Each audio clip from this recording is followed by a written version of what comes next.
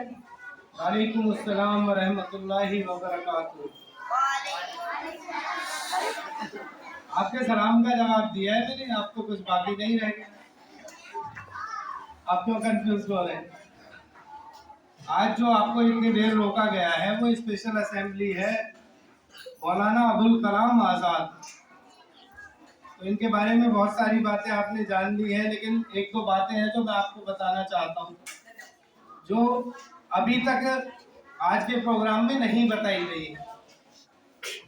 उनमें से एक तो खास बात यह है कि जब हमारा देश भारत आज़ाद हुआ 1947 के बाद, तो ये पहले एजुकेशन मिनिस्टर बने और इन्होंने कल्चर एजुकेशन को शुरू किया। यानी इन्होंने अपने एजुकेशन मिनिस्टर बनने से पहले कई कंट्रीज का दौरा किया, जिनमें ईरान, मिस्र की पढ़ाई उस वक्त में बहुत अहम मानी जाती थी, और भी कई कंट्रीज का इन्होंने दौरा किया और वहां से जो अच्छी अच्छी बातें थी वो सब ली।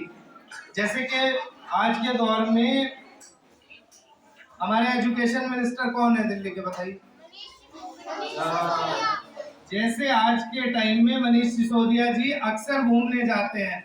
घूमना मीन्स घूमने नहीं जाते, ऑब्जर्व करने के लिए जाते हैं वो बाहर की कंट्रीज में कि इस वक्त एजुकेशन पॉलिसीज क्या क्या चल रही हैं, उसमें क्या अच्छा किया जा सकता है, हम कहाँ पिछड़े हुए हैं, बच्चों को आसानी कैसे दी जा सकती है, गार्जियन को आसानी कैसे दी जा सकती है। तो मौलाना अबुल कलाम आज़ाद ने ये काम 1947 से पहले कर लिया था, और केवल वो 12 साल की उम्र के थे तब उन्होंने किताबें लिखनी शुरू कर दी थी, सिर्फ 12 साल की उम्र में। और 20 साल की उम्र में उन्होंने अपना न्यूज़पेपर बना लिया था, जिसमें अंग्रेजों के खिलाफ लिखा जाता था। 20 साल की एज में देखिए उनकी हिम्मत कितनी थी। 20 साल की एज में उन्होंने अपना न्यूज़पेपर शुरू कर दिया था, जिसमें वो सारी बातें लिखी जाती थी जो अंग्रेज जुल्म करते थे हिंदुस्तानियों पर। वो आवाम तक वो बातें पहुंचाते थे ताकि अखबार के जरिए सब तक वो बातें पहुंचे कि हमें आज़ादी चाहिए अंग्रेजों से। और आज हमारे यहाँ जितनी डिपार्टमेंट की यूनिवर्सिटीज हैं वो सब उन्हीं की देन है। IIT डिपार्टमेंट उससे पहले कहीं नहीं था, IIM डिपार्टमेंट उससे पहले कहीं नहीं था, मेडिकल डिपार्टमेंट उससे पहले कहीं नहीं था। इन्होंने एजुकेशन को अलग अलग हिस्सों में बांटकर उसके लिए अलग अलग कॉलेज बना दिए हैं, ताकि अगर आपको मास कम्युनिकेशन का शौक है या आप मास कम्युनिकेशन में अपना फ्यूचर देख रहे हैं तो आप IIM को ज्वाइन करेंगे।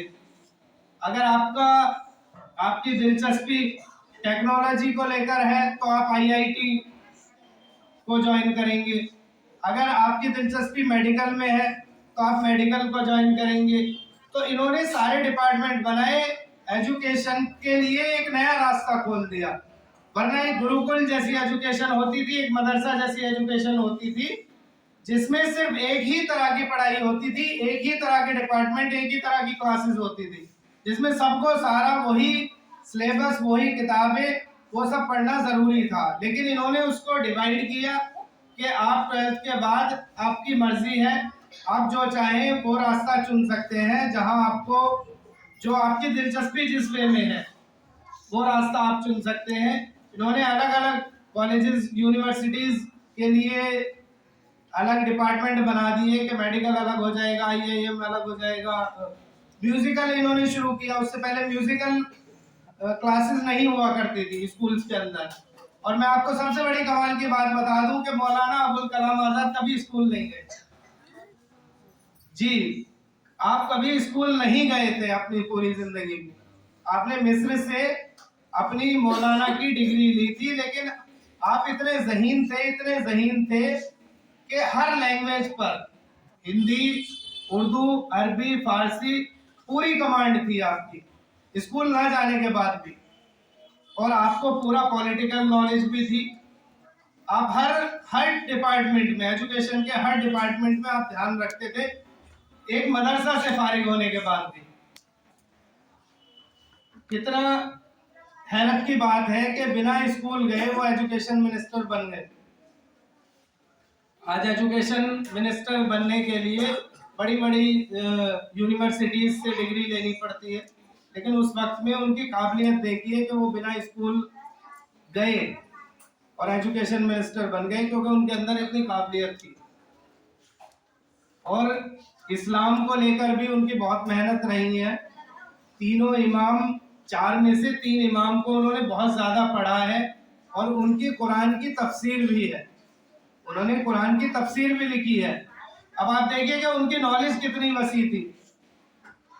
आप पॉलिटिशियन भी थे, आप एजुकेशन के बारे में भी जानते थे, अरबी, फारसी, उर्दू, हिंदी, इंग्लिश, और उसके साथ साथ आपने कुरान का भी इल्म हासिल किया और कुरान की पूरी तफसीर बना दी। उनकी तफसीर मौलाना अबुल कलाम आजाद के नाम से है, तर्जुमानुल कुरान। तो देखिए एक इंसान कितना कुछ कर सकता है, लेकिन हमारी बदकिस्मती ये है कि हम ऐसी शख्सियत को पहचान नहीं पाते, क्योंकि हमें जो बुक्स में पढ़ाया जाता है ना, सिर्फ हमें वो मालूम होता है, उससे ज्यादा हमें पता नहीं होता। ना हम पता करने की कोशिश करते हैं। हम पता करने की कोशिश करते हैं शाहरुख खान के बारे में, सलमान खान के बारे में, आमिर खान के बारे में, विराट कोहली के बारे में। हम ना अपने नबी के बारे में जानने की कोशिश करते हैं और ना ऐसी शख्सियत के बारे में जानने की कोशिश करते हैं।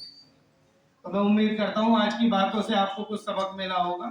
आप भी चाहें तो आप भी छोटी सी उम्र में बहुत कुछ कर सकते हैं, लेकिन आपको कंसंट्रेट करना पड़ेगा अपने टारगेट पर, और आप इल्म हासिल करें और अपने मुल्क के लिए, अपनी आखिरत के लिए, अपने घर परिवार के लिए, सबके लिए इसाले सवाब बन जाए।